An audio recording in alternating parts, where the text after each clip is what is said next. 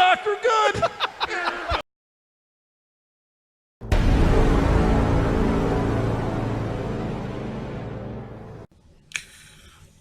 Sup everybody, this is Damien here, and today we are watching a new death battle. Wolverine and Raiden. I'm sorry, but it's Raiden, not Raiden. And no, I'm not talking about Raiden from Mortal Kombat. I'm talking about Raiden from the Metal Gear series. Seriously, out of all people, you going up against, you have a cybernetic ninja against a nearly invincible mutant from the X-Men. Well, let's just see how it goes, shall we?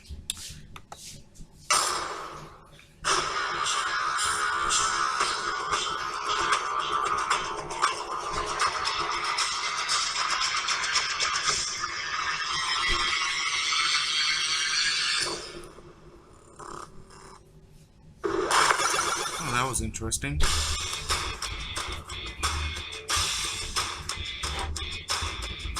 Long-range weaponry are effective tools of destruction, but there's just something special about killing up close and personal with a blade. That is like true. Wolverine, the vicious anti-hero of the X-Men. Oh, hell and yeah. Raiden, the deadly cyborg ninja from Metal Gear. Raiden, what difference does it make? And it's our job to analyze their weapons, armor, and skills to find out who would win a death battle.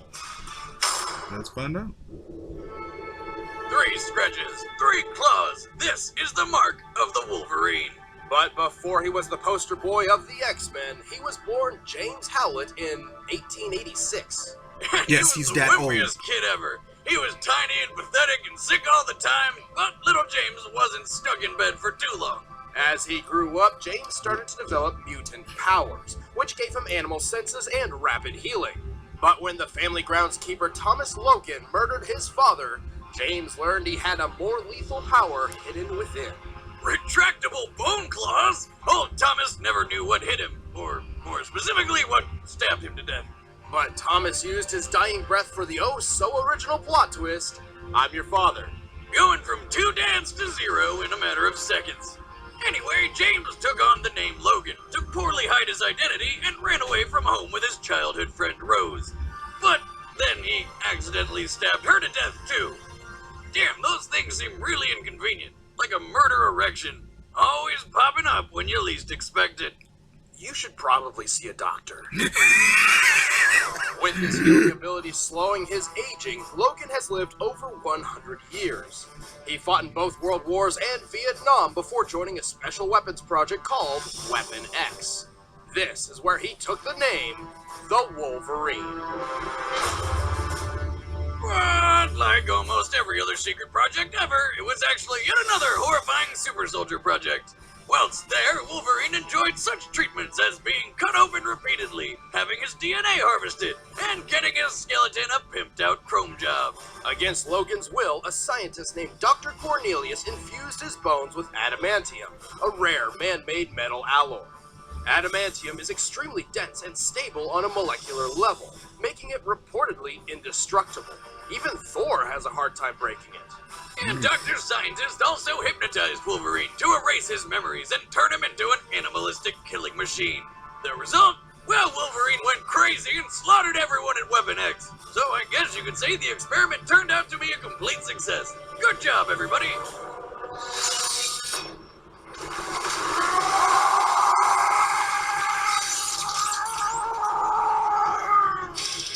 After wandering the wilderness and tangling with the Hulk, Wolverine was eventually discovered by the X-Men, who molded him into a real hero.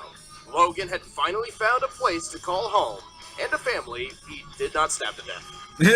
He's got more mutant powers than Kim Kardashian has butt injections. He has keen animal-like senses and expert tracking skills, can move faster than the eye can see, and can lift up to 2 tons. His adamantium claws can cut through almost anything, and conveniently, he never has to sharpen them. He's immune to disease, can resist mind control, and can fight for days without tiring. Oh, and for some reason, he can sense animals' feelings and talk to them, like some sort of bear whisperer. He's equal in hand-to-hand combat with Captain America, and was skilled enough to tag Speed Demon, who runs faster than the speed of sound. Despite all of this, his greatest attribute is his sheer durability. He's like Super Rocky. Wolverine has survived hits from Thor and the Hulkbuster, battled with Satan himself, and was once blown up with nothing left but his adamantium skeleton. Think that stopped him? Hell no! He got back up and beat the ever-living shit out of the emo Bomberman who blew him up in the first place. Damn. Jesus Christ, can anything stop this guy? Well, technically he has died a few times. He even used to have a deal with the Angel of Death to be resurrected should his healing factor ever be overtaxed. But eventually he gave it up in exchange for his soul. Yeah, this actually happened. However, according to Professor Xavier, leader of the X-Men, Wolverine's healing factor stems from his brain. Ah? Get it? Stem? Like brainstem? Wiz, I'm the funny one. Just stick to being boring. Anyway, this means Wolverine can be killed by drowning or destroying his brain. But seeing as his brain's protected by a thick adamantium skull, it's probably staying where it is. Still, there's a reason why Logan keeps getting into bad situations like these. He's a lone wolf and doesn't like relying on others. And he's got a bit of a temper. Tell Cyclops I made him a convertible. Pissed him off too much. Something snaps and Wolverine will enter the Berserker Rage. Oh, hell yeah. In this state, Wolverine loses all self-control and ignores all pain, as he is consumed by the animalistic killer instinct instilled deep within him by Dr. Cornelius all those years ago.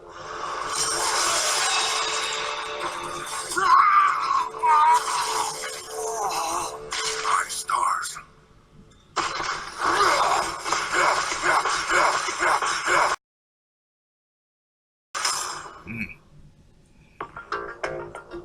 Born in Liberia, a young boy named Jack lost his parents and was adopted by George Sears, the future president of the United States.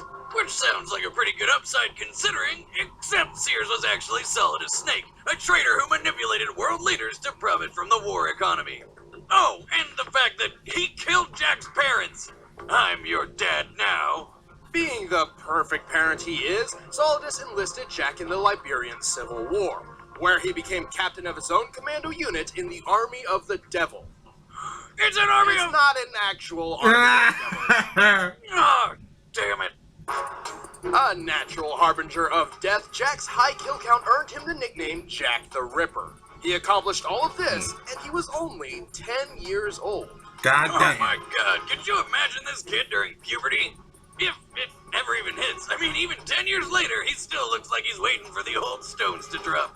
Well, they had to sometime. After being abandoned by Solidus, Jack fell for a girl named Rose and eventually got her pregnant. Jack was tormented by his past life and sought to right his wrongs by joining a special task force. With them, he teamed up with the legendary Solid Snake to take down some bad guys, destroy giant robots, go streaking, and even kill dear old foster dad. All under his awesome new code name, Raiden. Except all along, he was actually being controlled by the Patriots, a secret organization manipulating the US from behind the scenes and bent on dominating the world. Yeah, okay, hang on to your butts, because this is where things start getting out of hand. See, his girlfriend Rose was actually a Patriot spy and was manipulating his life the entire time they were together. Women, right?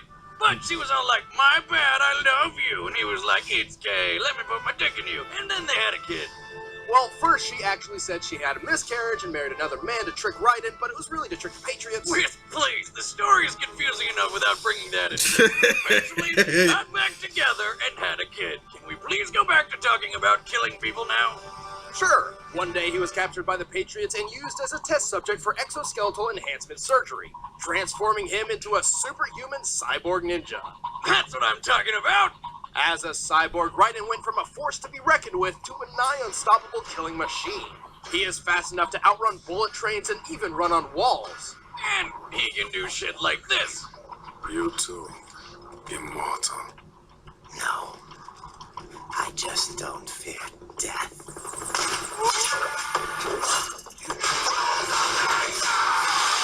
Oh, God. Okay, FYI, I still have Metal Gear Rising Revengeance, but I've never beaten it. I forgot I still have it. Just saying, just saying. Drugs must be fun. That's not even the half of it. Raiden is strong enough to lift and throw a Metal Gear Ray. While a Ray's exact weight is unknown when compared to a Metal Gear Rex, which weighs 557 tons, we can estimate its weight to be over 1,000 tons. Good And job. that wasn't even his final form. Right, Raiden eventually got a newer, better cyborg body, which was even more powerful. Strong enough to flip this giant thing, rip off its building-sized sword, and then fight a duel with it. And finish it off at blinding speed. I mean, what in the actual hell? When he's not wielding building-sized blades, Raiden wields a high-frequency blade called the Murasama. Originally forged in the 16th century, the Murasama was re-outfitted with high-frequency technology. By creating a powerful current through the blade that vibrates at intense speeds, it weakens its target's molecular bonds, forcibly slicing through almost anything. And if that's not deadly enough for you, Raiden can activate a super mode called Zendatsu. This causes Raiden's perception of time to slow anywhere from 50 to 90%, giving him plenty of time to chop through his foes as precisely or as rapidly as he'd like. He can take this a step further by deactivating his pain inhibitors. Allowing intense agony from wounds to envelop his senses causes him to lose himself in his old Jack the Ripper personality. This Ripper mode radically boosts his already insane speed and strength.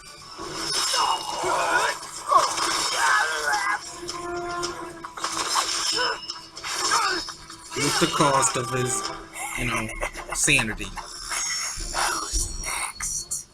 But it comes at a price, aside from the whole pain and sanity thing. Yeah. These enhanced modes rely on a fuel supply, and using them burns through it at a rapid pace. Raiden can only carry enough fuel to sustain these modes for a very limited time, and relies on absorbing more fuel cell electrolytes from enemy cyborgs. Plus, his blood is not natural, and must be changed regularly, like the oil in a car. But still... I am lightning. The rain transformed.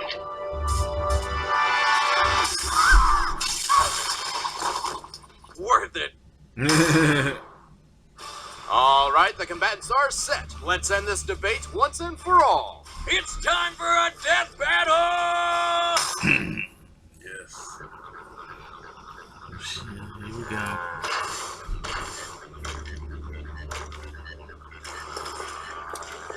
There's Raiden. Yes, I'm correcting it this time.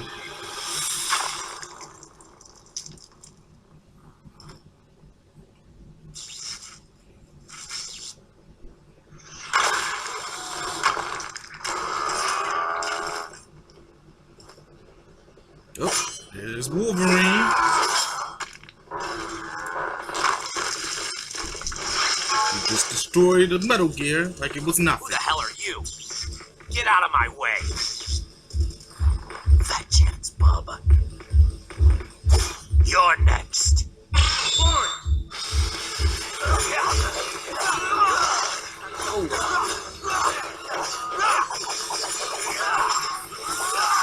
What?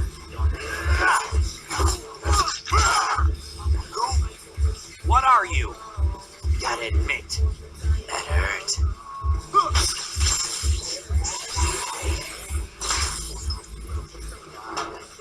Nice trick, Voltron. I'm actually Voltron. I'm not saying something. Let's dance.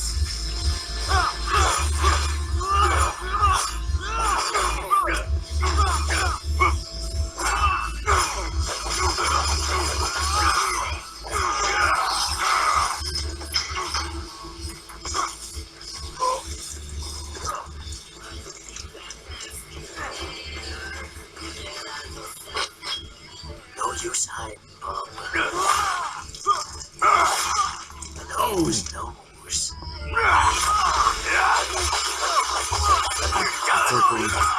circle the wrong X.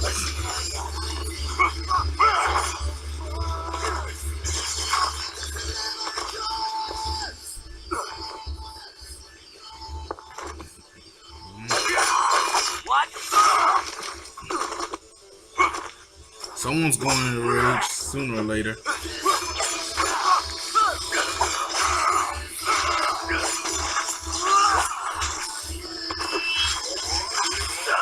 I will. Uh-oh. Wait a minute. Are you some kind of cyborg? Well, my bones are covered in the strongest metal around. As I count. I'll just have to swing harder then. Uh-oh, uh-oh. He got no sword, he got no sword. It doesn't matter.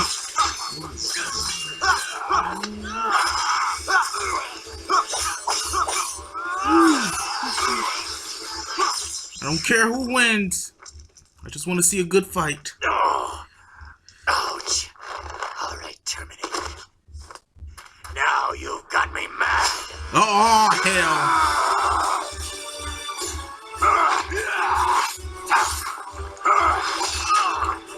Oh. There goes. Not again. Good night, RoboCop. Oh, God. Jack the Ripper. This is why I fight. It's time for Jack the Ripper to let her rip. Yeah. Oh, my God.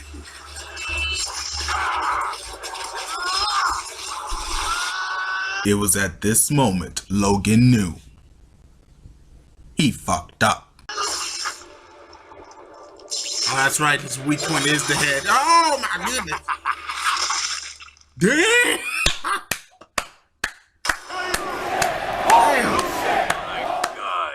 Because of Wolverine's adamantium skeleton and stubborn healing factor, he was able to hang in there despite Raiden's clearly superior speed and strength. He could have even kept it up until Raiden ran out of fuel, if it weren't for one important question.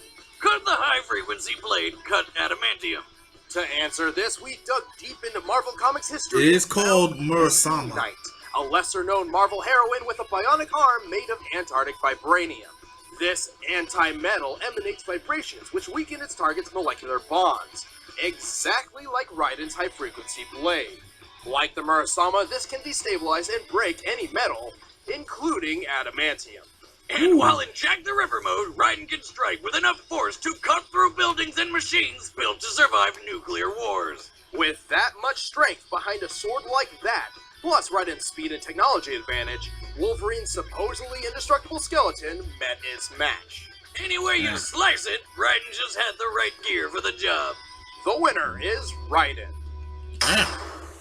That was pretty cool. Next time on Death Battle. Who's next? Welcome, everyone, to today's extravaganza! No. No. Not him.